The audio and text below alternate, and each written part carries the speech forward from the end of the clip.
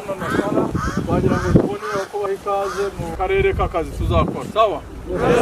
Icyo dusabwa rero ni ikintu cyoroshye, ni ukufasha iki gihugu kugarura tuze n'amahoro turwanije ibyihebe biri mu gace ka Cabo Delgado, mu bice bababwiye bya Zamueda afungiho bagezeyo. Biradusaba rero ko natwe twihuta kugira ngo akazi kihute. Icyo tuzi aduhitura murusha ibikoresho kandi turamurusha training. Mureke rero dukora akazi kacu seti, tumukubita zitanka apane zimukanga akakupigwa kabisa bila huruma, ashaka kuraswa nta mbabazi kuko nawe niyo gufatara kwica. Nta magambo menshi ashaka kubabwira.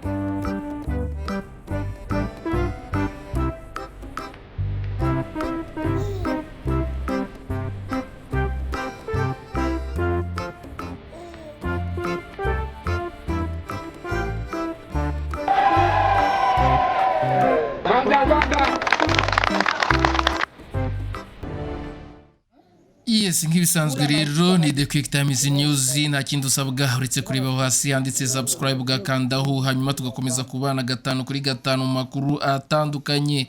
Izi rero ni indwanyi za Wazalendo bivugwa yuko zafasha abasirikare ba AFC 23 zikaba rero uyu munsi zabashije kubashyirira ku mugaragaro.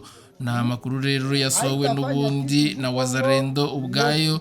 Nta gihamya rero dufite niba kuko aba ari abasirikare bahoze muri 23 cyangwa se niba ari za propaganda n'ubundi zikomeje za Wazalendo zo gufata abasirikare babo bakabitirira aba AFC 23 cyane yuko abasirikare ba AFC 23 twarababonye tubona uburyo basa n'uburyo bameze, ariko rero nta makuru n'ubundi dafite icyo tuyahinduraho kubera ko nta makuru n'ubundi yatangajwe na Wazalendo kandi nabo ubwabo bakaba babyemerera.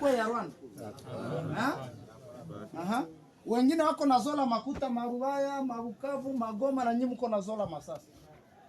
Ndio chakula yenu. Mnakufia nini? Bure. Bure. Profit gani mko napata mwa hivi mko? Wengine kazi yao ni kuhesabia mamakuta. Mamilioni na mamilioni na nyinyi mko nakufa. Na nyinyi mko nakufa. Sasa ndauliza hivi kwetu tumekamata nyinyi bapata maiti ni yapata namna gani? Maiti ni yapata namna gani? Kwenye tumeshika nyie preto mzima maiti ni yapata gani? Na wengine wako kwa shefu yangu seti. Tuko na seti inafungiwa hapa kwa shefu yangu, itaongezea mnyinyi. Mwana sikia inakuwa ngapi? 38